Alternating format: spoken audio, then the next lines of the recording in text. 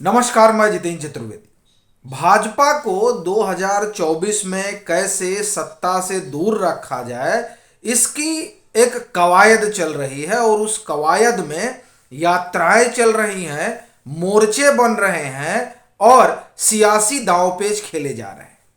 अगर उस पर आप गौर करें तो तीन चार चीजें साफ तौर पर दिखाई देती हैं, लेकिन जब आप उसे देखेंगे तो उससे ऐसा लगता है कि ये भाजपा को सत्ता से दूर करने की कवायद है या फिर इनकी जो कवायद है उससे भाजपा की स्थिति और मजबूत होती जा रही है। ये जो सवाल है उस सवाल पर हम आगे आएंगे, लेकिन जो कवायद है पहले उसको जरा हम लोग देखते हैं और सही मायने में तो उसी कवायद में इस सवाल का जवाब भी छुपा हुआ है। देखिए, एक तो जो यात्रा वगैरह चल रही है उससे आप लोग वाकिफ हैं और उस पर हम लोग कई बार बात कर चुके हैं। इसके अलावा जो दो चीजें और चल रही हैं वो एक तो ये है कि सियासी गठजोड़ की कवायद।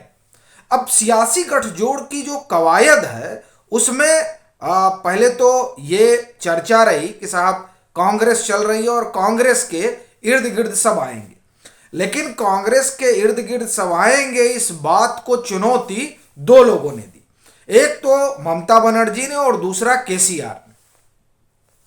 चूंकि ममता बनर्जी ने तो खुला कहा कि यूपीए है कहां पे, तो इससे एक चीज स्पष्ट हो गया कि वो कांग्रेस के बिना एक गठजोड़ बनाने की कोशिश कर रही है।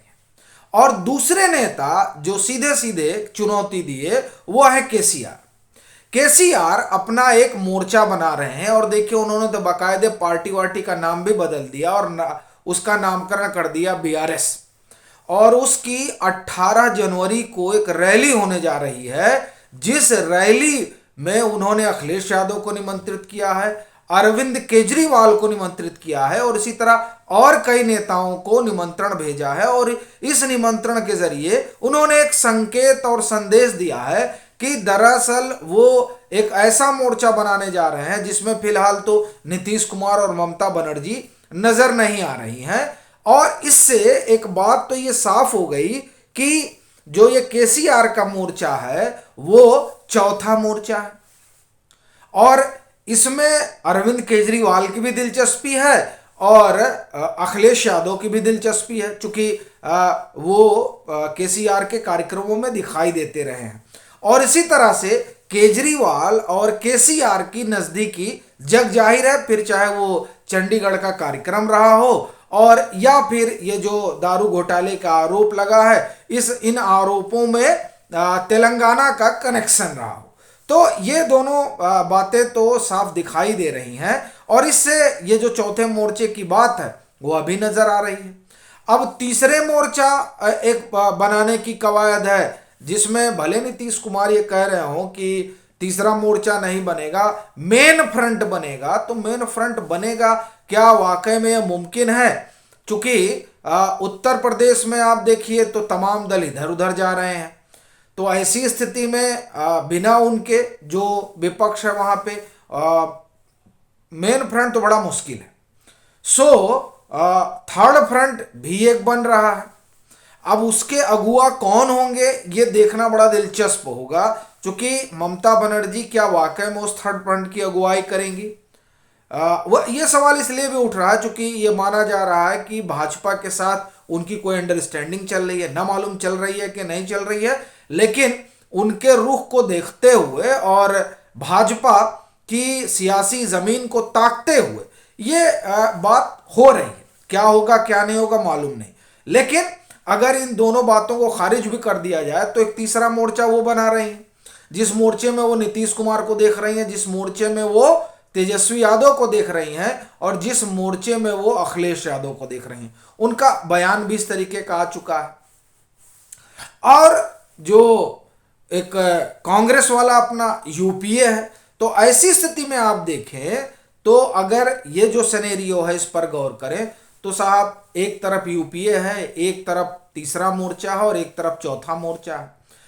अब ये तीन फ्रंट तो ऐसे ही हैं और उसके मुकाबिल भाजपा, तो ये तो भाजपा की राह फिर बड़ी सहज हो जाएगी अगर इस तरह की मोर्चेबंदी होगी। कैसे, उस पर थोड़ा हम लोग गौर कर लेते हैं। और उसके लिए सबसे अच्छा लिटमस टेस्ट जो है वो उत्तर प्रदेश ही है, क्योंकि उत्तर प्रदेश से ही सबसे ज़्यादा सीटें आती हैं और यहीं पर सबका जोर है। अब उस जोर में आप देखें कि एक तो तीसरा मोर्चा होगा। अब अखिलेश यादव तीसरे मोर्चे में रहेंगे या चौथे मोर्चे में रहेंगे पता नहीं, लेकिन एक मोर्चा तो रहेगा। तो एक मोर्चा उनका हो गया अखिलेश यादव का, वो तीसरा रहे या चौथा रहे। दूसरा यूपीए, वह भी वहां पर खम ठोकेगी। तीसरा वहां बसपा भी रहेगी। अब इन तीन के बाद भाजपा रहेगी। तो स्वाभाविक है कि जो एक तो एंटी इनकम्बेंसी और दूसरा जो अल्पसंख्यक वोट है उन सब का तो बिखराव होगा और एंटी इनकम्बेंसी वोट जो है वो इधर से उधर जाएगा। तो ऐसी स्थिति में क्या भाजपा को चुनौती दे पाना तीसरे मोर्चे के लिए या चौथे मोर्चे के लिए या कांग्रेस की अगुवाई वाले यूपीए के लिए सहज होगा? ये अपने आप में एक बड़ा सवाल है। और क्या ये स्थिति परिस्थिति जो है वो गुजरात जैसे हालात नहीं पैदा करेगी जिसमें भाजपा के लिए पहले से ज्यादा सीटें लाना सहज हो जाएगा? देखिए खूब सारे जो है गुणा भाग गणित चल रहे हैं जिसमें बताया जा रहा है कि इस यात्रा ने ये नैरेटिव गढ़ दिया, उस यात्रा ने ये नैरेटिव गढ़ दिया और इस नैरेटिव से घबरा कर वो उस नैरेटिव पर चले गए। हम किसी नैरेटिव पर ना जाएं। हम अगर सीधे तौर पर ये देखें कि जो विपक्ष में तमाम नेता है उनकी अपनी जो महत्वाकांक्षा है, फिर वो चाहे नीतीश जी हो और चाहे ममता बनर्जी हो और चाहे केसीआर हो, इन सब की अपनी महत्वाकांक्षा है और उन सब के बीच अरविंद केजरीवाल की जो महत्वाकांक्षा है वो दरअसल इन सब पर भारी पड़ रही है। चूंकि दूसरे यूपीए से अलग तीसरे और चौथे मोर्चे की तो हम लोग बात कर ही रहे हैं, लेकिन उसमें अरविंद केजरीवाल साथ होंगे। कहा तो जा रहा है कि नहीं साहब निमंत्रण दिया गया है, लेकिन अगर वो साथ नहीं रहेंगे तो वो अकेला एक मोर्चा खोल लेंगे जिसमें वो अकेले खड़े होंगे और एक अकेला मोर्चा केसीआर का हो जाएगा जिसमें वो देखिए प्रकाश राज को भी ला रहे हैं और उनकी कुल कोशिश ये है कि कर्नाटक, तेलंगाना और महाराष्ट्र के कुछ इलाकों में वो मतलब जो निजामशाही उस समय रही उन इलाकों में वो खम ठोकेंगे और उत्तर में अगर कोई उनके साथ आता है तो उसके भरोसे चुनाव लड़ेंगे। ये इस तरह के एक सिनेरियो बनेगा जो समझ में आ रहा है। चूंकि अखिलेश यादव किधर जाएंगे ये कहना मुश्किल है और अरविंद केजरीवाल तो तकरीबन बता ही चुके हैं कि उनका कोई अपना मोर्चा नहीं रहेगा, वो तो अकेले चुनाव लड़ेंगे। अब ऐसी स्थिति में अगर हम उत्तर प्रदेश को एक लिटमस टेस्ट की तरह लें, और वो क्यों ले रहे हो हमने आपको पहले ही बताया, तो क्या यहाँ पर एक एक सीट पर 5-5 पार्टियां या आप कहिए 2-3 मोर्चे और 3-4 पार्टियां चुनाव लड़ेंगी, तो ऐसी स्थिति में तो भाजपा की स्थिति बड़ी मुफीद हो जाएगी आगे निकलने की।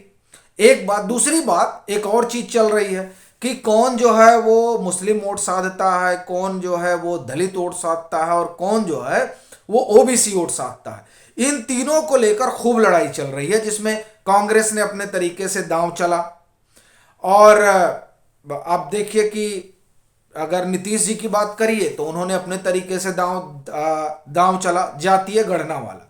लेकिन बड़ी बात यह है कि जिस तबके को अपने साथ जोड़ने के लिए दांव चला जा रहा है, क्या वो तबका इन लोगों के साथ खुद को सहज महसूस कर पा रहा है? उसकी 2-3 वजह है जो ये सवाल खड़ा हो रहा है। अगर हम मुस्लिम समाज की बात करें तो अगर आप यूपीए से अलग जाएं तो जितने क्षेत्रीय दल हैं उन्होंने क्या कोई उनको प्रतिनिधित्व दिया है? भाई देखिए भाजपा को तो बाहर ही कर दीजिए, उसके तो कहा ही जाता है कि साहब आप ये इनके खिलाफ ही वोट करते हैं।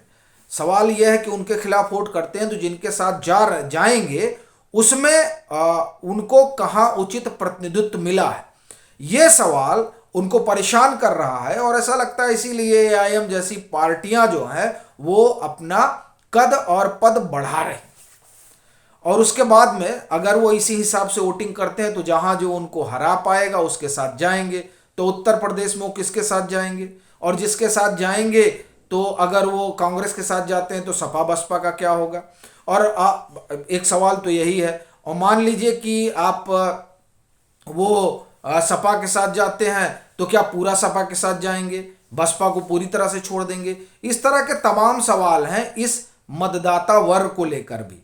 और फिर आप देखिए कि ओबीसी और दलित समाज को लेकर बात तो खूब हो रही है, लेकिन बड़ा सवाल यह है कि रिप्रेजेंटेशन उनको कौन दे रहा है। और ये तमाम बातें जो हैं, उन बातों में जब आप जाएं तो ये साफ नजर आता है कि किस तरीके से भाजपा इसमें अपर हैंड हो जाती है। इसीलिए ऐसा लगता है कि जो तमाम मोर्चे बंदी की बात चल रही है उसमें कहीं ना कहीं विपक्ष पिछड़ जा रहा है। अभी के लिए फिलहाल इतना ही। अगर आप मतांतर से नहीं जुड़े हैं तो जुड़िए, वीडियो को लाइक कीजिए, शेयर कीजिए और अपने सुझाव जरूर साझा कीजिए।